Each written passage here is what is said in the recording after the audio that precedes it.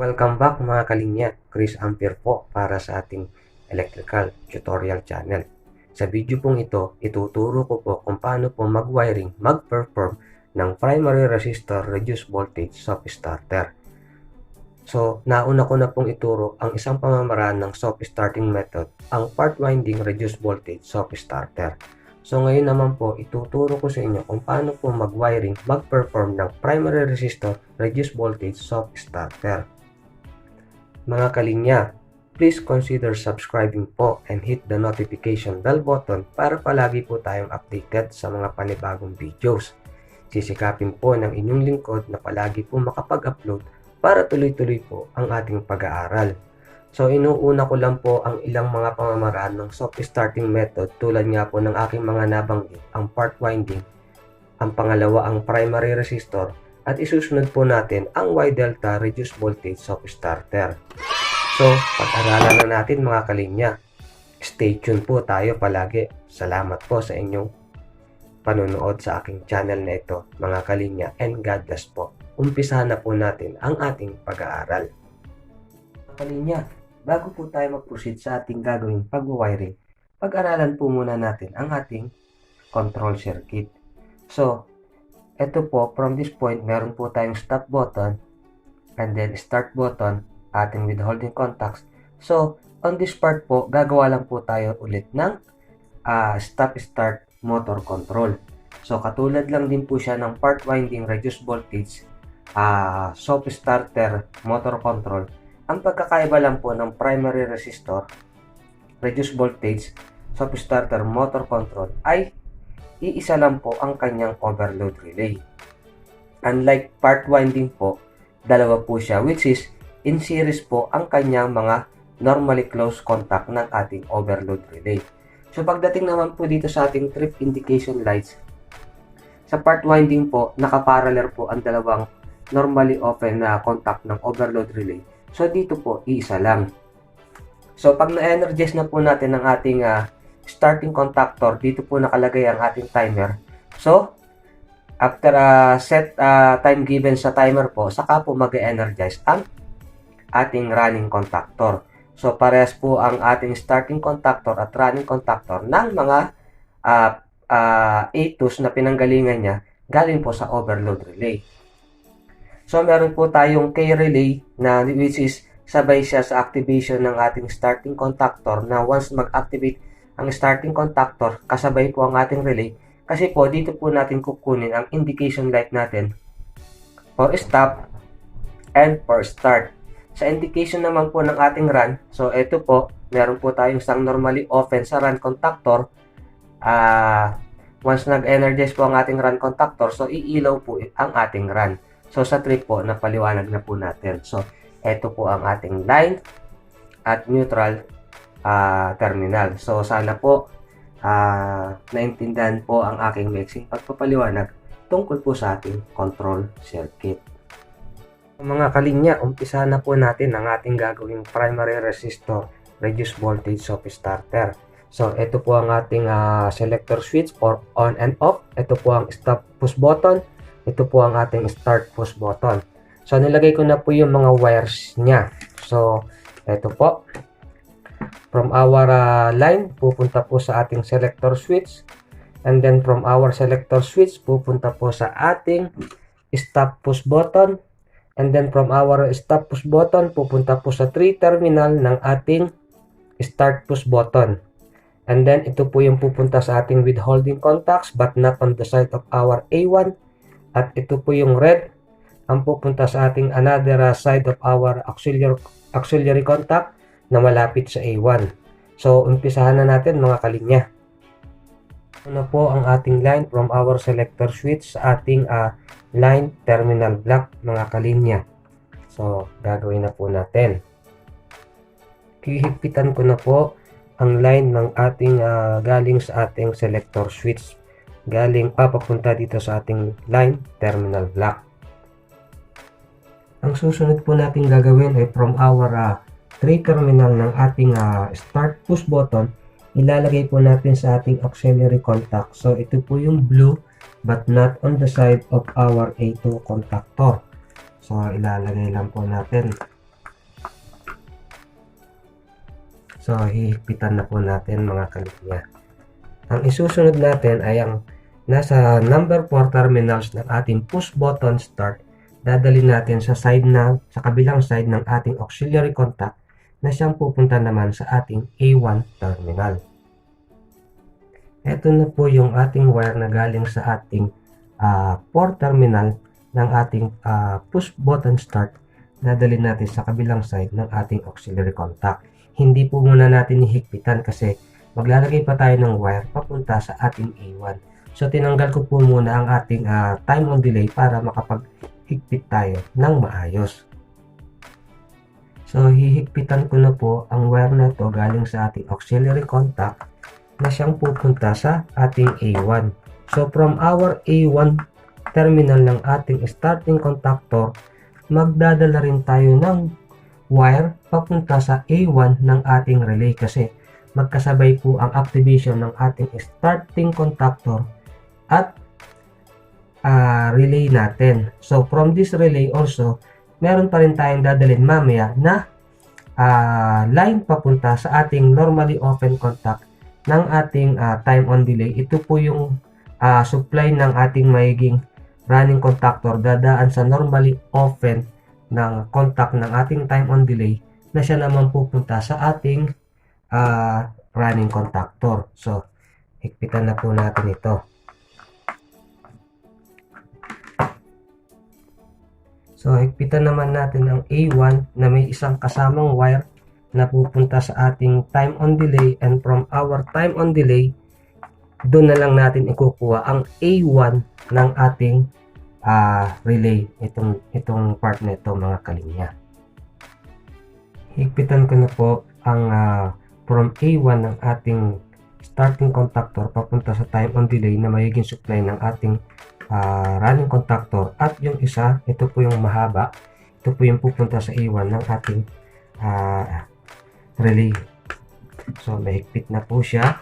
Ilalagay na po natin ang ating time on delay sa ating magnetic contactor, and then ito po yung wire na to, ito po yung pupunta sa A1 terminal ng ating relay. So dito po natin ilalagay, ito po ang A1 ng ating relay. So ikabit lang po natin mga kalinya. So babalatan ko lang po ang wire na to papunta sa A1 ng ating relay. So ilalagay na po natin. Hihigpitan na po natin ang wire papunta sa A1 ng ating relay. So ayan po, mahigpit na po siya. So isusunod naman natin para matapos na ang lahat ng line supply ng ating control circuit. Dalhin na natin ang ating supply for activating the running contactor from our time on delay. So ilagay natin dito ang ating wire. So ito yung normally open. Once activated, after few seconds sa time settings ng ating time on delay, mag-activate siya. So from this point, dadalhin natin sa A1 terminal ng ating magnetic contactor.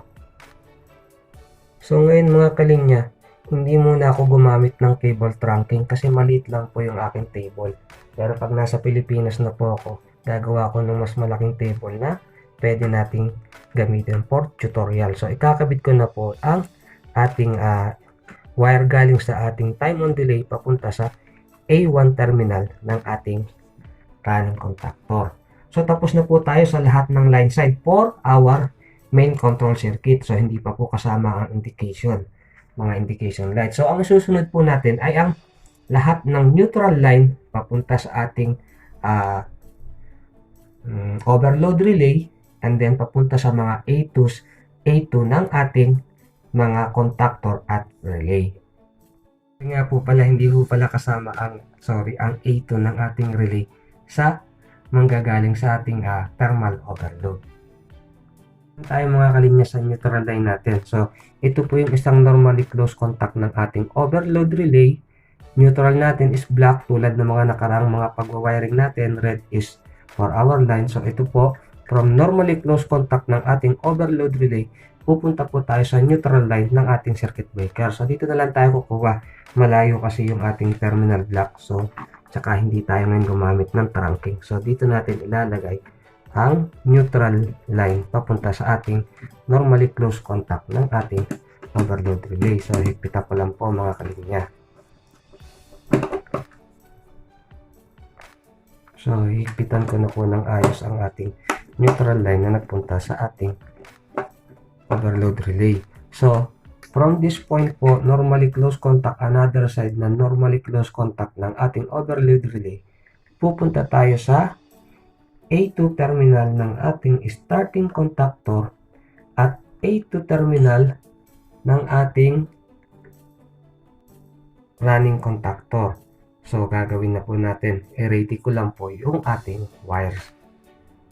Ihigpitan ko na po yung wire ng kabilang side ng normally close contact ng ating overload relay papunta sa A2 ng ating starting contactor na siya na rin pupunta sa A2 ng ating running contactor.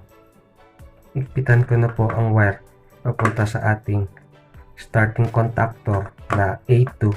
Yung isang wire, kaya po dalawa, tulad nga po ng nasabi ko kanina, pupunta sa ating A2 terminal ng ating running contactor. Ito po. Lalagay ko na rin ang wire ng A2 terminal ng ating running contactor. So, ito po yung galing sa kanina sa ating starting contactor. So, higpitan ko lang po. So, ang kulang na lang natin sa ating pag-wiring ng ating main control circuit ng mga contactor, release, at time on delay, circuit breaker, and overload relay ay ang neutral line. Sandali lang po. Ay ang neutral line ng ating relay, which is hindi siya kasama sa dumaan o nanggaling sa thermal overload. So, diretso po siya sa neutral terminal block. So, gagawin na rin po natin yan mga kalinya. Ilalagay ko na po ang neutral line ng A2 terminal ng ating relay.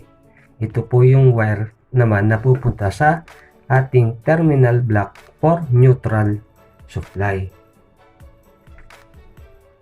Ito na po yung neutral line na galing sa A2 terminal ng ating relay. So, meron na po siyang supply. Ito pong isa, galing po yan sa ating circuit breaker. Pati po yung line terminals, yung red, meron na rin po siyang supply sa galing po sa ating circuit breaker. So, sa ngayon po, tapos na tayo sa pag-wiring ng ating control circuit. Sunod natin gagawin mga kalinya is i-check natin ang ating ginawang pag-wiring ng ating main control circuit. Dalhin natin sa ohmmeter ang ating multitester. So, dapat wala tayong shorted from our circuit breaker. Naka-off pa naman ang ating circuit breaker for our controls. And then, i-on natin ang ating selector switch. I-push natin ang ating push button. So, ilan ba ang nakukuha niya? So, meron pong 521 ohms. So, wala po tayong shorted. So, pag binitawan natin ang push button start, so, nag-infinite siya. So, i-try naman natin paganahin ang ating control circuit, mga kalinya. So, pagaganahin natin siya bago tayo mag-continue for our indication lights, mga kalinya. So, i-on na natin ang circuit breaker. Naka-on na ang ating selector switch. So, tignan natin kung gagana ba ang ginawa nating pag-wiring. So, start ko na po. So, nag-activate po ang ating running contactor. Sumunod po, nag-activate po ang ating starting contactor. Then, sumunod ang ating running contactor. So, try ulit natin. So ayan, nag-activate ang ating starting and then sumunod ang ating running contactor. So, tuloy na po natin ang ating pag-wiring for indication lights, mga kalinya. Ayan po ang setup ng ating indication lights, mga kalinya, para sa ating primary resistor, reduced voltage, soft starter, motor control. Ito po ang sa ating stop, ito po ang sa ating start, ito po ang sa ating run, at ito po ang sa ating trip. So, pag binaliktad po natin yan, mga kalinya, so, makikita nyo po na ilagay ko na po ang lahat ng main ng ating mga neutral line para sa ating mga indication lights. nalagay ko na rin po ang mga wires papunta ayon sa mga contacts according to our drawing. So, inuulit ko po, ito po ang sa ating stop, ito po ang sa ating start, ito po ang sa ating run, at ito po ang sa ating trip. So, uunahin na po nating i-connect ang ating neutral line para magkaroon na po ng neutral line ang lahat ng ating mga indication lights, mga kalinya. Sana po nating ilagay ang ating neutral line na mga supply ng ating mga indication lights. So, ikakabit natin sa ating neutral terminal block. So, ayan, mahigpit na po ang ating neutral line papunta sa ating mga indication lights. Susunod po natin gagawin ay ang indication ng ating stop at start na according sa our drawing ay manggagaling sa ating relay. So, ito po ang common ng ating relay. Gumamit po ako ng ibang relay, hindi po yung mga naunang ginagamit ko. So, mas marami ang contact naman ito. Pero, dalawa lang ang kailangan natin. So, ito ang ating common. Ito ang ating normally open contact. At ito ang ating normally closed contact. So, ang gagawin po natin, lalagyan natin ng line supply ang ating common papunta sa ating terminal block. So, gagawin na po natin mga kalinya. So, inilagay ko na po ang ating common na papunta sa ating line terminal block. So, dali na po natin mga kalinya sa ating terminal block. So, ito po ang ating wire. Dadalhin po natin sa ating line terminal block. So, dito po siya mga kalinya sa red na ito. So, ikakabit na po natin. So, tanggalin ko lang po, balatan ko lang po yung wire natin mga kalinya. So, kukonek ko na po sa ating line terminal block. So, ito na po siya. So, ngayong may supply na ang ating relay for our start and stop indication. So, i-connect na po natin sa ating relay ang wire na nanggaling sa stop indication at sa start indication. Ito po ang ating wire ng start indication. So, ilalagay na po natin siya sa normally open ng ating relay. So, bakit ko po inuna yung ating sa start? Kasi po, ito po yung sa start para mas makaluwag tayo sa ating paggagawa bago natin ikabit ang normally open contact para sa stop. So, ikabit na po natin mga kalinya. Ilalagay ko na po ang ating wire galing po sa ating start indication lights. So, medyo magulo lang po ang ating wiring pero mamaya po lalagyan po natin siya ng kaayusan. Isusunod po natin ang ating stop indication light, which is ito po. So, ito, ilalagay naman natin siya sa normally closed contact ng ating relay.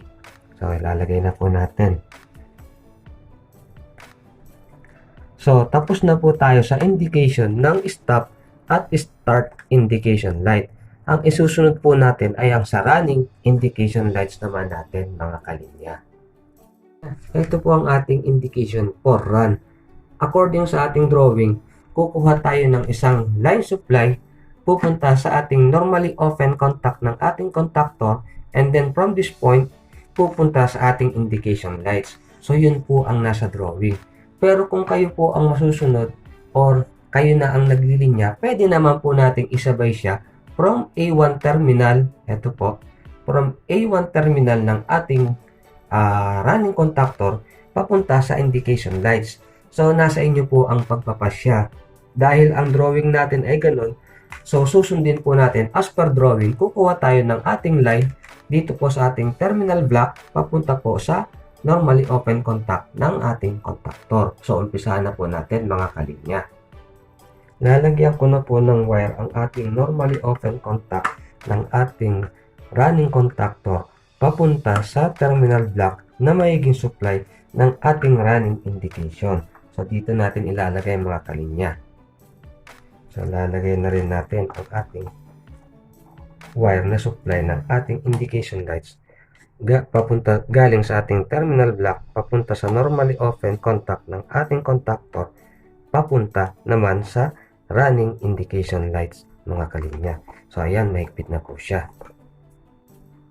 Na po sa isang endpoint ng normally open ng contactor ang ating wire galing po sa ating run indication lights. So ang natitira na lang natin mga kalinya ay para sa trip indication lights. So susunod na po natin mga kalinya. From our normally open contact ng ating thermal overload relay ng ating thermomagnetic circuit breaker, bibigyan natin siya ng line supply na siya natin i-connect sa ating circuit breaker. So sa circuit breaker tayo kukuha mga kalinya kasi mas malapit. And then this point, itong another end ng normally open contact ng ating overload relay, siya naman pong pupunta sa ating indication lights.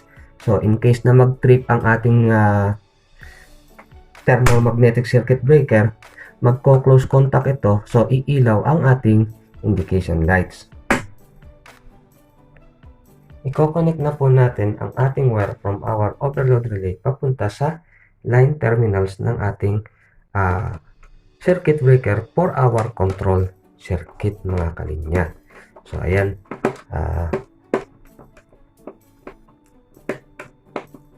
medyo malalim, mahaba. So ayan mga kalinya, mahigpit na po siya. Ito pong wire nito mga kalinya sa ating trip indication lights na natitira. So yun po ang dadalhin natin ngayon sa ating thermal overload relay sa isang contact na natitira, sa isang endpoint po pala. So kakabit na po natin mga kalinya. So papasok ko lang po ang wire dito sa ating trunking para lumabas siya dito sa dito na po sa ibabaw. Sorry po. So dito natin ipalalabasin mga kalinya. So i-connect na po natin ang isang wire na natitira para sa ating indication lights ng ating trip. So tapos na po tayo sa pag-wiring ng mga indication lights mga kalinya. So bago po tayo mag-proceed mga kalinya sa paglalagay ng kaayusan ng ating control wirings, at bago natin pag-aralan kung paano ba ang power termination ng ating primary resistor, reduced voltage, soft starter, try po muna natin kung gagana ang ginawa nating pag-wiring ng main control circuit at mga indication lights.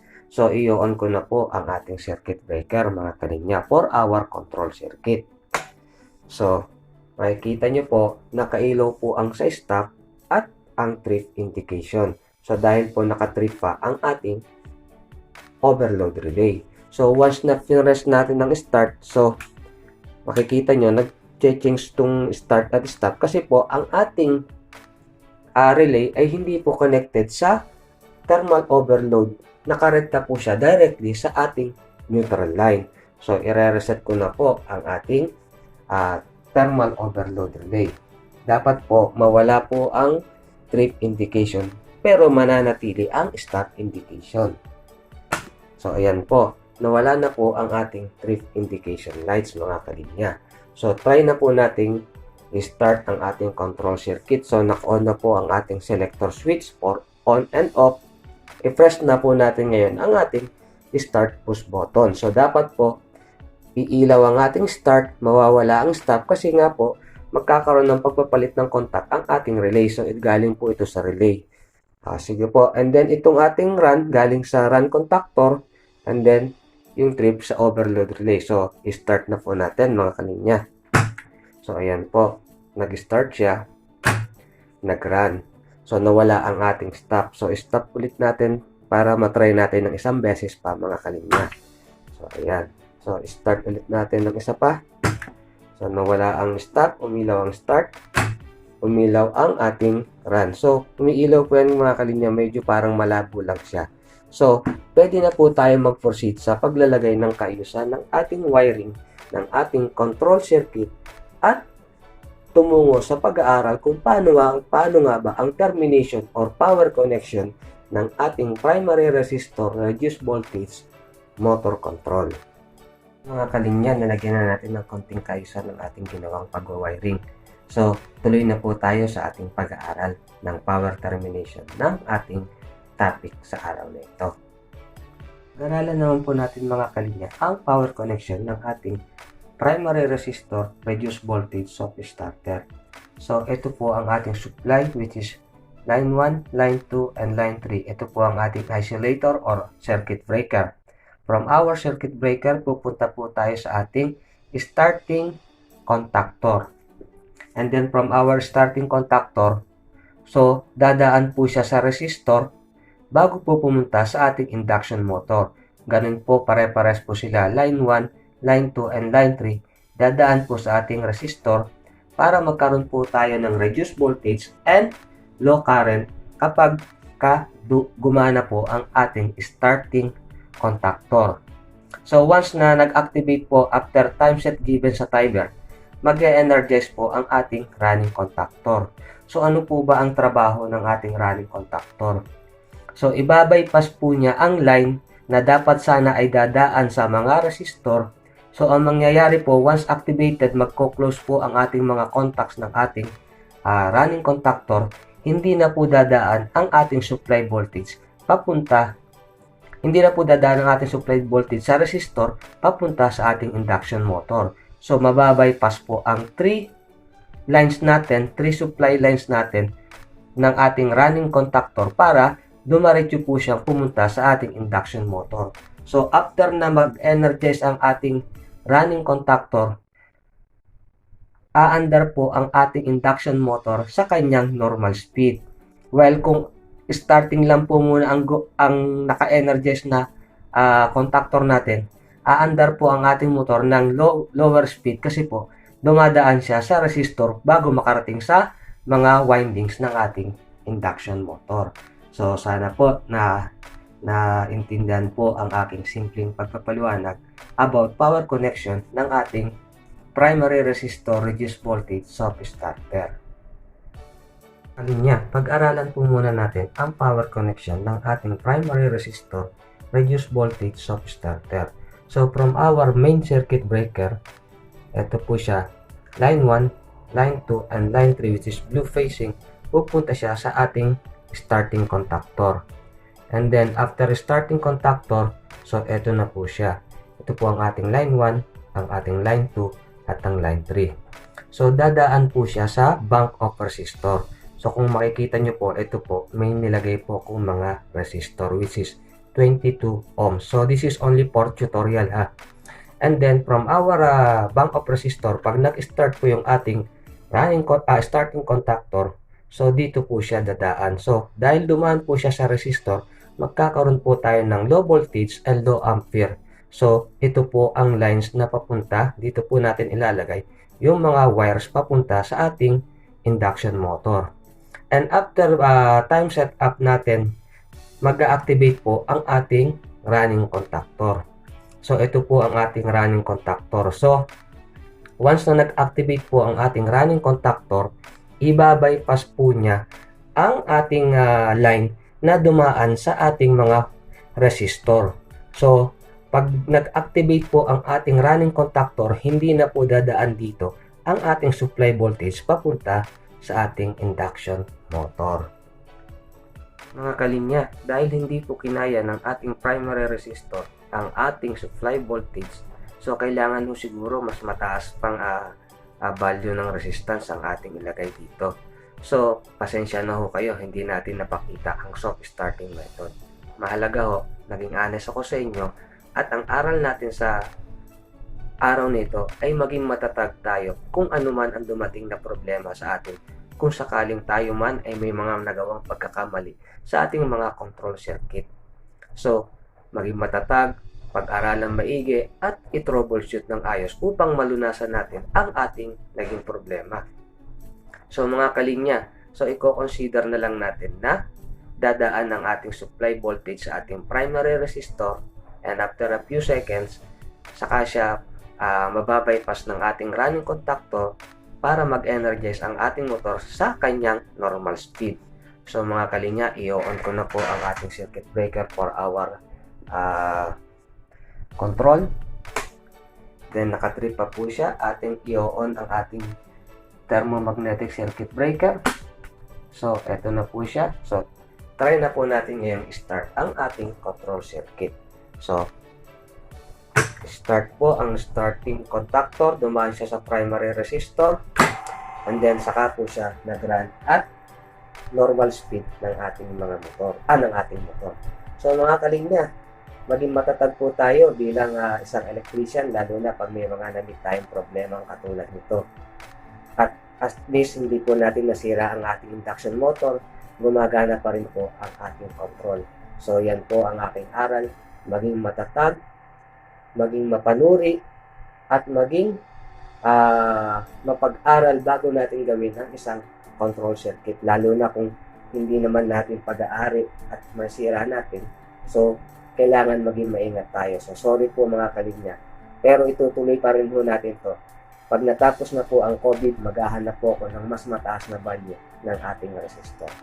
So mga kalinya, wag po sana kayo madi-discourage sa aking naging pagkakamali. At least samahan niyo pa rin ako sa aking mga tutorial. Hindi naman po tayo lahat perfecto, nagkakamali po tayo. So please consider subscribing pa rin po mga kalinya, and hit the notification bell button para palagi po tayong updated sa mga bagong videos. Sisikapin po ng inyong lingkod na palagi po makapag-upload para tuloy-tuloy po ang ating pag-aaral. So stop po natin ang isa, and then itry pa ho natin ang isa. So dumaan siya by primary resistor, and then after few seconds saka siya umandar ng normal speed niya mga kalinya. So see you po sa susunod na video, and God bless po sa inyong lahat.